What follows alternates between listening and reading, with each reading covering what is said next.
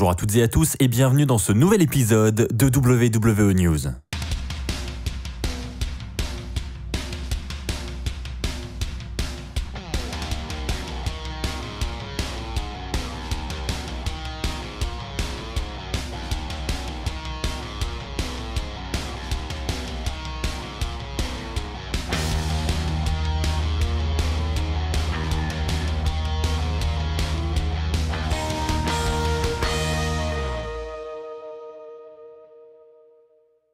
Bonjour à toutes et à tous les amis, c'est Axel de la chaîne YouTube WWE Fan France, j'espère que vous allez tous très bien. On se retrouve pour un nouvel épisode de WWE News où là j'ai encore beaucoup d'informations à vous transmettre.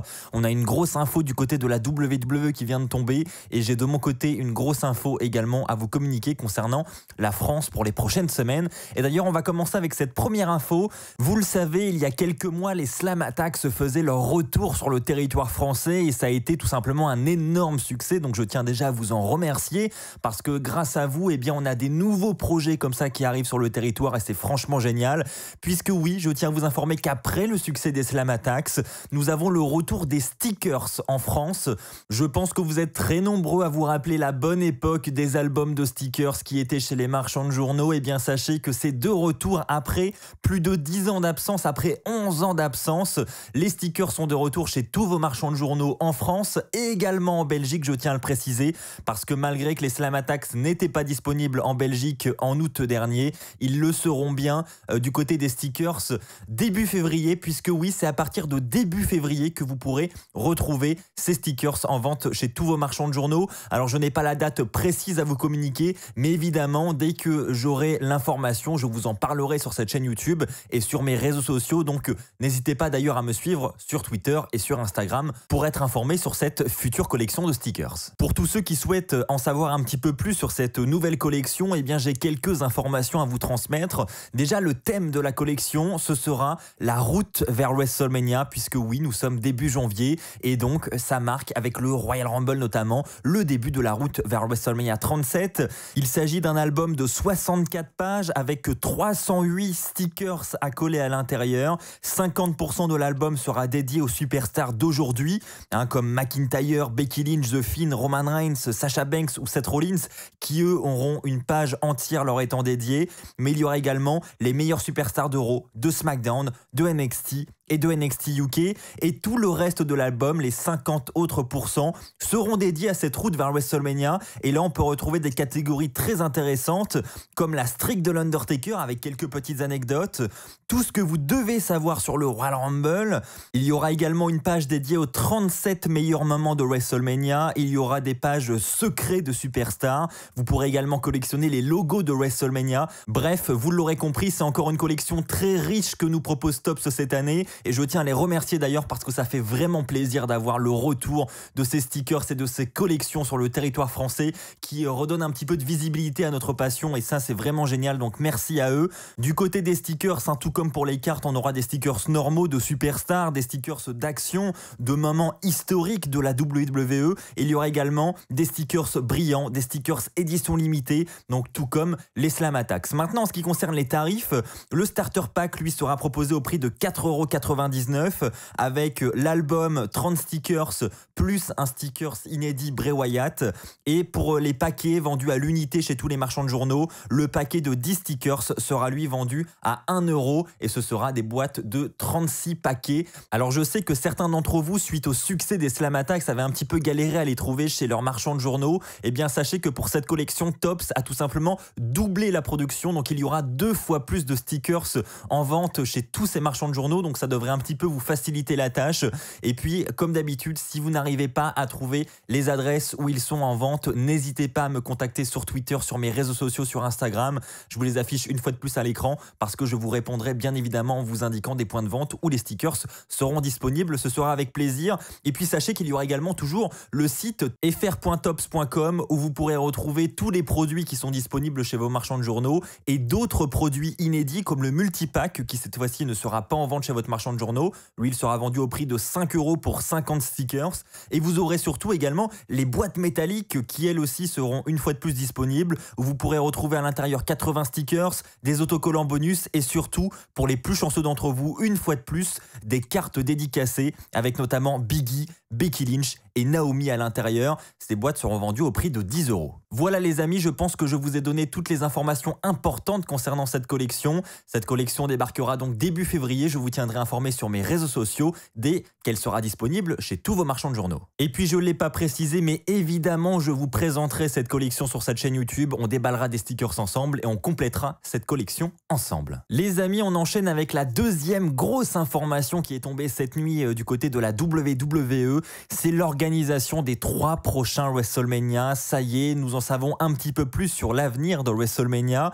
Premièrement, WrestleMania 37, donc le prochain WrestleMania, aura lieu le samedi 10 avril et le dimanche 11 avril. Donc une fois de plus, l'événement aura lieu sur 2 jours. Alors d'après les informations que nous avons pu voir sur Internet, il s'agirait d'un choix plutôt économique. Ça permettrait à la WWE d'organiser des économies, surtout vis-à-vis des conditions sanitaires qui seront en vigueur pour cet événement.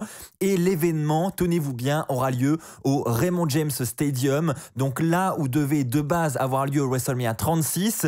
Et surtout, cet événement marquera le retour des fans. Et oui, le retour tant attendu d'un vrai public à la WWE. Eh bien, ça aura lieu au Raymond James Stadium pour WrestleMania 37.